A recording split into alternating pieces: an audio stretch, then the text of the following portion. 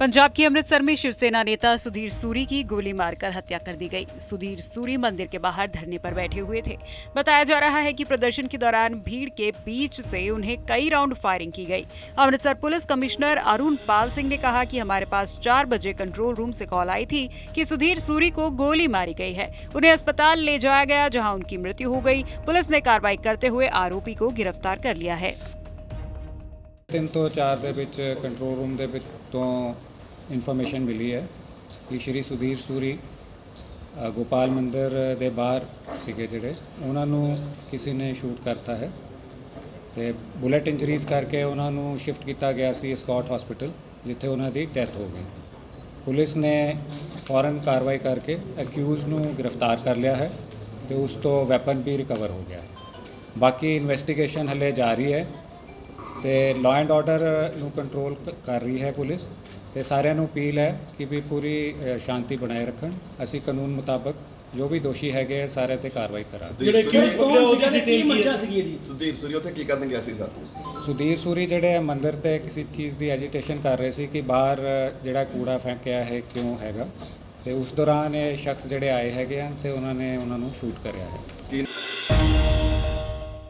Delhi NCR और पंजाब समेत अन्य राज्यों में बढ़ते पॉल्यूशन को लेकर दोनों राज्यों के मुख्यमंत्रियों ने प्रेस कॉन्फ्रेंस की। दिल्ली के मुख्यमंत्री अरविंद केजरीवाल ने कहा कि प्रदूषण सिर्फ दिल्ली की समस्या नहीं है। उत्तर भारत के कई शहरों में हवा सीवियर कैटेगरी में खराब है।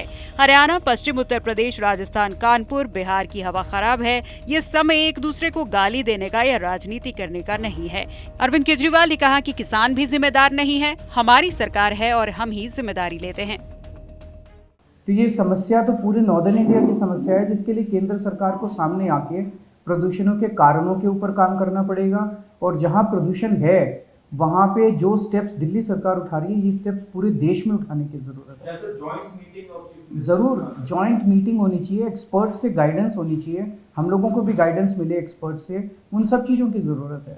पर एक ही चीज़ है कि मतलब मैं देख रहा हूँ रोज अखबारों के अंदर केजरीवाल ने ये नहीं किया, केजरीवाल ने ये नहीं किया, केजरीवाल ने ये नहीं। अगर केजरीवाल को गालियां देने से अगर देश का प्रदूषण खत्म होता हो तो दे लो। प्रदूषण तो खत्म नहीं हो रहा ना केजरीवाल को गाली देने से, समाधान तो निकालना ही पड़ेगा ना, राजनीति से नहीं होगा। दिल्ली के चुनाव आयुक्त ने एमसीडी चुनावों की घोषणा कर दी है। एमसीडी चुनाव के लिए नोटिफिकेशन 7 नवंबर को जारी किया जाएगा और चुनाव के लिए 4 तारीख को वोटिंग करवाई जाएगी। 7 दिसंबर को वोटों की गिनती कर नतीजे घोषित कर दिए जाएंगे।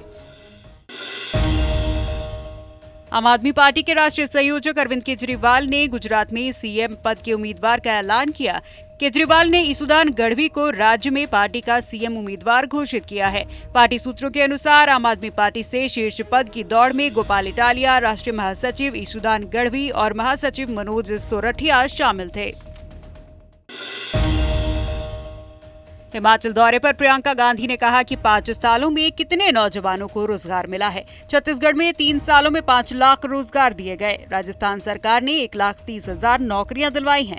हिमाचल में 63,000 सरकारी पद खाली पड़े हैं। आज किसान की फसल के दाम उद्योगपति कर रहे हैं। उन्होंने कहा कि हम कह रहे हैं कि पुरानी पेंशन देंगे, किस आधार पर कह रहे हैं? हम इसलिए नहीं कह रहे कि हम चुनाव में खड़े हैं, हम इसलिए कह रहे हैं क्योंकि हमें ये राजस्थान और छत्तीसगढ़ में करके दिखाया है। केंद्र में जब हमारी सरकार बनेगी तब ये अग्निवीर की स्कीम हम वापस लिख देंगे, इसको रद्द करवाएंगे। हिमाचल में एक्स आर्मी के लगभग 3,000 आरक्षित पद है, हम इन्हें भरवाएंगे। डायरेक्टर सैनिक वेलफेयर, डिप्टी डायरेक्टर सैनिक वेलफेयर के ऑफिस में जो पद खाली हैं सभी भरे जाएंगे।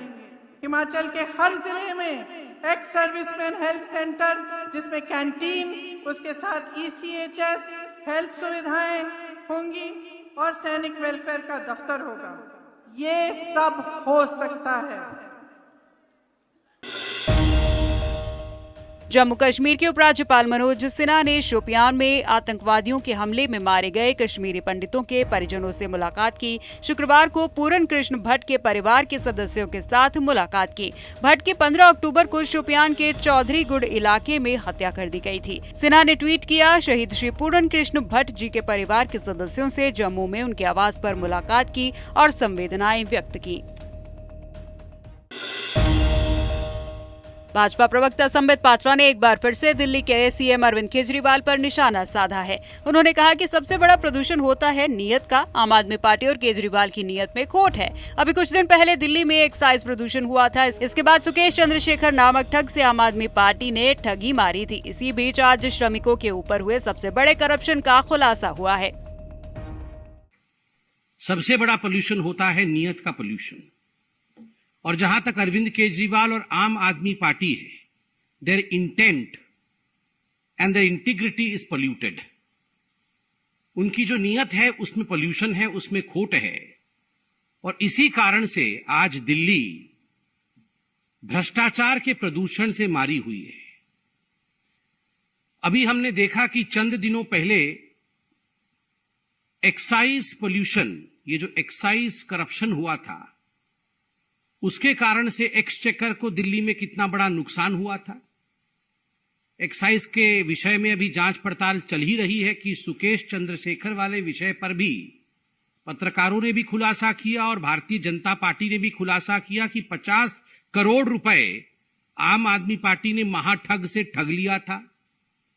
और अब ये दोनों केस चल ही रहे हैं कि हिंदुस्तान के इतिहास में श्रमिकों के ऊपर हुए सबसे बड़े करप्शन का आज खुलासा हुआ है।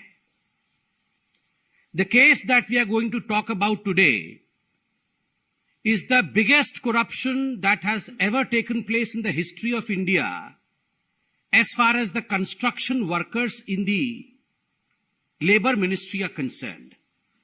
ये पूरा का पूरा जो करप्शन का जाल है, जिसका खुलासा आज भारतीय जनता पार्टी इस मंच से करने वाली है, ये दिल्ली के लेबर मिनिस्ट्री का है। और आप जानते हैं दिल्ली का लेबर मिनिस्टर कौन है। इस पूरे करप्शन में आप देखेंगे, मैं एक एक करके खुलासा करूंगा कि दिल्ली के लेबर मिनिस्ट्री के अंतर्गत एक बोर्ड आती है। जो बोर्ड कंस्ट्रक्शन वर्कर जो होते हैं उनको रजिस्टर करना, कंस्ट्रक्शन वर्कर्स को रजिस्टर करने के पश्चात उनकी क्या आवश्यकताएं होती है मूलभूत, किस प्रकार से उनके स्वास्थ्य, शिक्षा और बाकी अन्य मूलभूत आवश्यकताओं को आगे बढ़ाया जा सके, उसके लिए कार्यरत रहना, यह इस बोर्ड का काम है।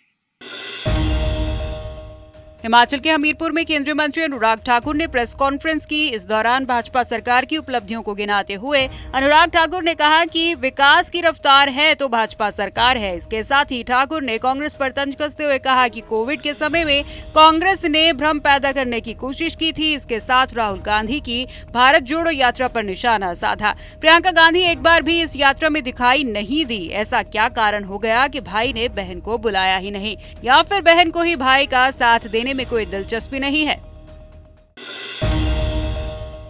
पंजाब के फरीदकोट के जीवनवाला गांव में पराली जलाने की रिपोर्ट का निरीक्षण करने गए पटवारी को किसानों के एक समूह ने बंधक बना लिया। एक किसान का कहना है एसडीएम ने वादा किया था कि मशीनें मुहैया करवाई जाएंगी, लेकिन कुछ नहीं किया गया। हम पराली जलाते हैं क्योंकि कोई दूसरा विकल्प नहीं है।